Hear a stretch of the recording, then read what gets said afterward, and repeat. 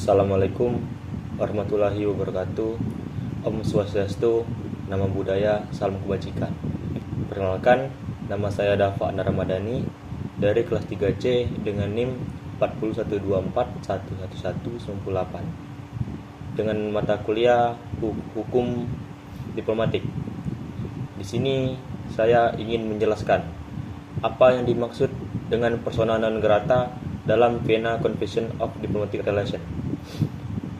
Persona non grata adalah sebuah istilah dalam hukum diplomatik yang berarti orang yang tidak diinginkan atau orang yang tidak disukai.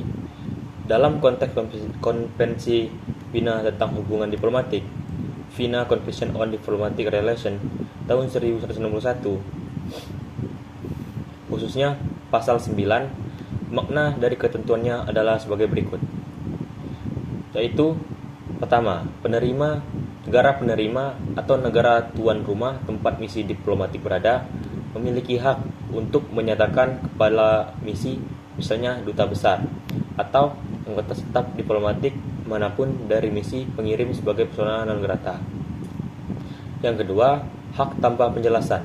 Negara penerima dapat melakukan hal ini kapan saja dan tanpa harus menjelaskan keputusannya. Ini adalah hak berdaulat atau kedaulatan negara penerima untuk memastikan bahwa perwakilan asing yang berada di wilayahnya dapat diterima. Yang ketiga, konsekuensi. Setelah pemberitahuan, negara pengirim atau negara asal diplomat harus sebagaimana mestinya menarik kembali orang yang bersangkutan atau mengakhiri fungsinya dalam misi tersebut. Dan berlaku sebelum kedatangan seseorang dapat dinyatakan sebagai persona non grata bahkan sebelum tiba di wilayah negara penerima. Secara sederhana, ini adalah alat yang kuat dan tegas yang dimiliki oleh negara tuan rumah untuk meminta penarikan atau pengusiran seseorang diplomat yang dianggap tidak pantas, melanggar hukum, menyalahgunakan hak istimewa diplomatik atau hanya karena alasan politik tanpa perlu memberikan pembenaran kepada publik atau negara pengirim.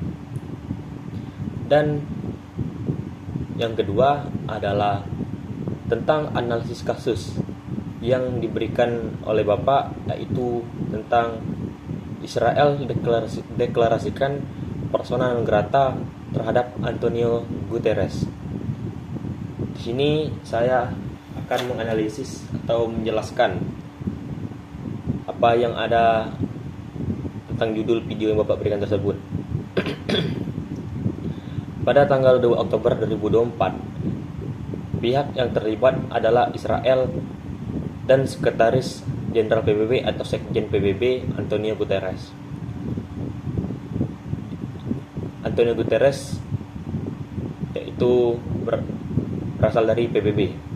Kronologinya yaitu serangan rudal besar-besaran dari Iran terhadap Israel. Guterres menyampaikan pernyataan yang menurut Israel tidak cukup tegas mengutuk Iran. Akibatnya, Israel secara resmi menyatakan Guterres sebagai persona non grata di wilayahnya. PBB kemudian menegaskan bahwa negara anggota tidak berwenang mendeklarasikan persona non grata terhadap Sekretaris Jenderal PBB tersebut. Dikarenakan Sekjen PBB bukan wakil negara, melainkan pejabat internasional independen.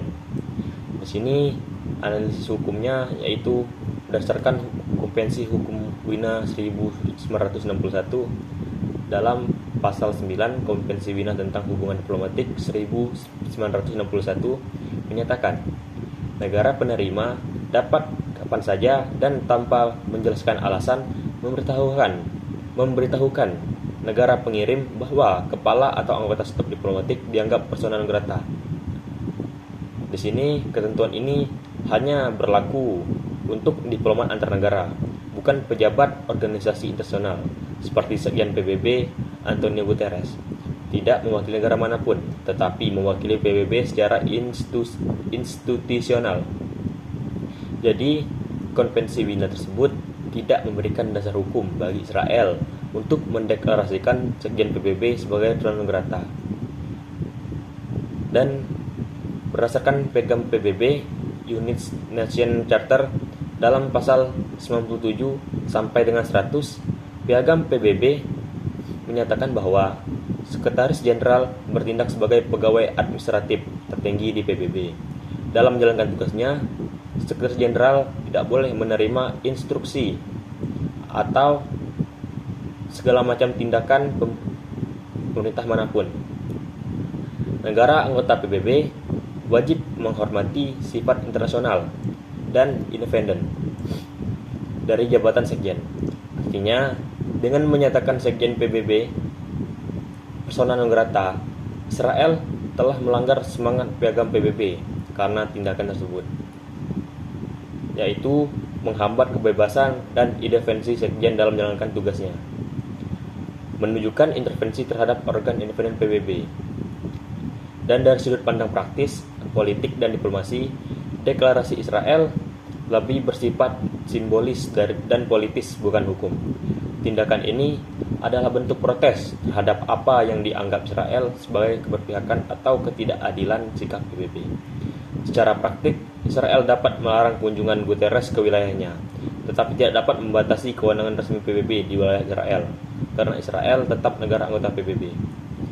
Dan dampak dan implikasinya yaitu terhadap Israel dan PBB, yaitu meningkatnya ketegangan diplomatik antara Israel dan lembaga internasional, dapat menghambat kerja kemanusiaan dan mediasi PBB di wilayah konflik seperti Gaza dan Lebanon. Dan yang kedua, terhadap kredibilitas PBB. PBB menghadapi dilema antara menjaga netralitas dan merespon tekanan politik negara anggota.